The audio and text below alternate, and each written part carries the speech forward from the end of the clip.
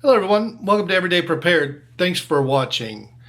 Today's question of the day. Now, I keep saying questions along this same line, and I normally have the same response. I think, man, come on, we need to do something different. But this time when I saw this question, it really made me think. So I want to talk a little bit about that today. So let's get right to the question. The question was, what is the ideal distance from your primary residence to have your bug out location? Now, like I said, I see this kind of question all the time. What's the best knife? What's the best location? What's the best backpack? What's the best water filter? What's the best this? And my original response whenever I see those questions is stop. Stop asking those questions. Okay? The way I thought about it was, you're not giving me enough information to give you a good recommendation. So if you come on and you ask, hey, what's the best knife? Okay, I don't have enough information for that. You're going to get 200 responses to that, and it's going to be 200 different recommendations for a knife. And the same thing with this. You come on and you ask, hey, what's the best distance for my bug out location? So I guarantee you, I didn't read all the responses, but I guarantee you somewhere in those responses, someone said, oh, the perfect distance is 17.5 miles. Now, the reason he said the perfect distance is 17.5 miles is his bug out location is 17.5 miles away from his house. And that could be perfect for him in his situation, what he's dealing with. But the person that asked this question, we know nothing about you. We don't know what area of the country you're from. We don't know what the terrain is like. So, there are so many questions that we need to be able to answer this. And like I said before, that's my original response to any of those questions. But when I saw this one, I really got thinking.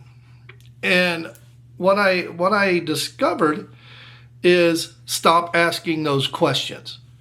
Because the reason you're asking questions like that is to justify you not doing anything. And I say that because I've been in the same situation. When it was time for me I wanted to get a new everyday carry knife. So I start Googling and looking at knives, and it's like, well, I got to look at all these knives because I don't want to waste $100, $200, $300 on a knife and it not be the best knife there is. And after a couple of months of just doing all that, I'm like, I stopped and I told myself, I'm going about this all wrong. Excuse me.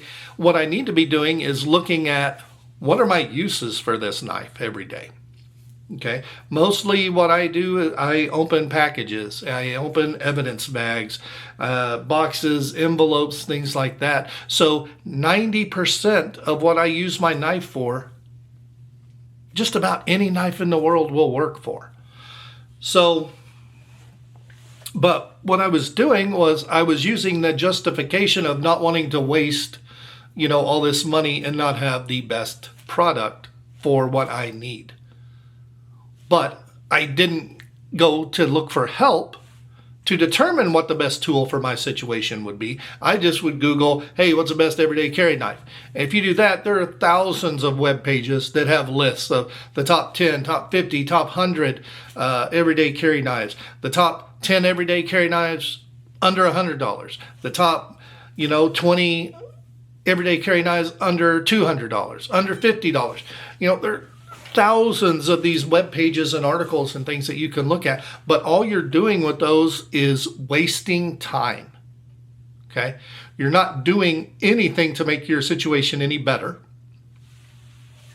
And so the same thing here is, this guy asked this question. He's like, well, how far away should my bug out location be?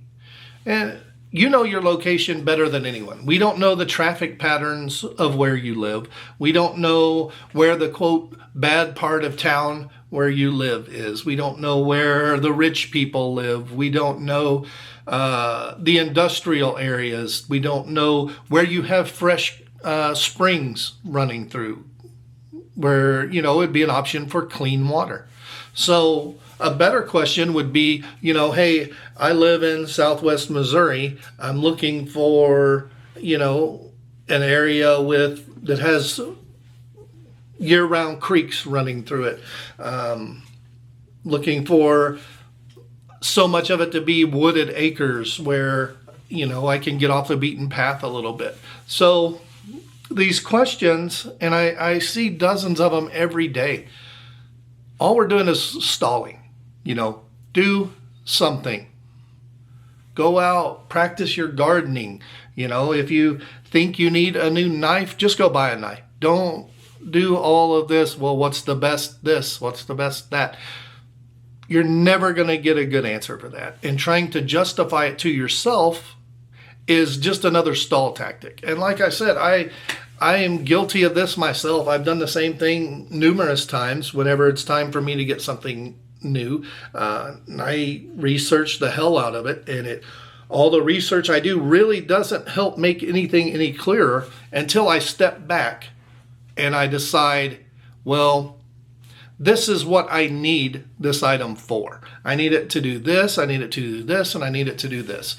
Now let me see what features of that item will accomplish those three things, and then you're golden, okay? And I know someone is going to have a problem with this video. They're going to be like, well, you got to get this best knife. Let me tell you something. For 90% of what most people do every day with their knife they carry with them, any $50 knife is going to do the job. And I know that hurts a lot of people's feelings, but it's true. You know, as long as it has a pointy end and a sharp point, that's all we need. Okay. Now, granted, if you do go super cheap on a knife and you use it for things not intended to a knife to be used for, you know, yes, you're going to break it and you're going to be out that money and have to buy a new one. So look at what you need to accomplish your goal and, you know, just do something. Stop procrastinating. Stop putting it off because, well, you know, I don't want to waste money on something that I'm going to have to buy again here in a couple years. Just do something. Okay. And once again, I thank you guys for watching. If you agree, you know, give me a thumbs up. If you don't agree, let me know why. And, you know, if you feel like giving me a thumbs down, I just ask, yeah, let me know what you didn't like about this video. And please like it, share it. If you'd like more videos, subscribe. Currently, I'm working on another microgreen video. It's going to take me about 2 weeks to make because I just filmed the planning of everything. So I'll do a day or every other day kind of update on that. And then when it's done, piece together a longer video for you guys. So all of that, just to say, please subscribe, like, share, invite someone along on this journey. It's very, very much appreciated. And until next time, take care.